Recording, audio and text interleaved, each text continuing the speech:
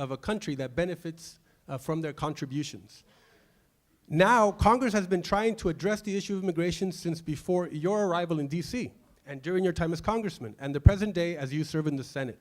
So I would ask you, where do you see where things are and how do immigrants help our economy from your point of view? Well, first of all, I'd make this argument. There would be no Las Vegas Strip if it weren't for the immigrant population. The building population or growth that we have here in southern Nevada and northern Nevada, I assure you, would not be anywhere as robust as it is today without the immigration population. And I'd say the same thing's true about agriculture. And I kind of have a background in agriculture. I own a ranch up in the northern end of the state. But where California is, where Nevada is, where Arizona is, without the immigrant population, we wouldn't be where we are today. I don't think my position is a secret. I think I've been a pretty open book when it comes to my position and what I'm trying to achieve when it comes to the immigration population that we have here in this country. I supported comprehensive immigration reform the last time it came up 4 or 5 years ago. I think I was one of 12 or 13 Republicans that supported that legislation. I think that there has to be a process of which we can achieve and move forward. First and foremost, of course, on our agenda right now is to take care of the DACA immigrants. And as I said earlier, my hope is that we can achieve that by the end of the year. Now that we have some big gains when it came to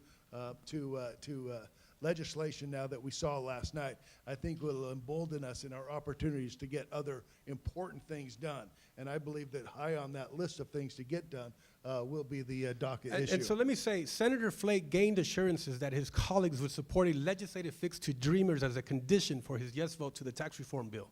Do you feel that will be honored, and are you hopeful that Congress will address this issue? Now, Flake and I are pretty good friends. Last night we were having dinner on the House side at Tortilla Coast, and we were going over the intricacies of this tax bill. And as you know, you had to convince him on some of the substance to it, and so that was part of my charge. But as we were sitting in Tortilla Coast having dinner, a couple of the employees there, immigrant employees, came over to our table to thank both Jeff and I for our support and push on a DACA fix. Terrific. So I'm as committed as Jeff is to try to resolve this particular problem. Jeff has been in the forefront, but these employees know that myself and Flake together are going to work extra hard as we get back. I come in today and I turn around and go back to Washington, D.C. tomorrow. But the key and the goal is we're going to start talking about some of these immigration policies. And as you know, Flake is in the forefront of it. And I would guess, and in the conversations that he and I have had together, that perhaps we can solve this problem before we go home for the holidays. Well, terrific. I think Very, very strong that we're going to get there and try to solve this particular.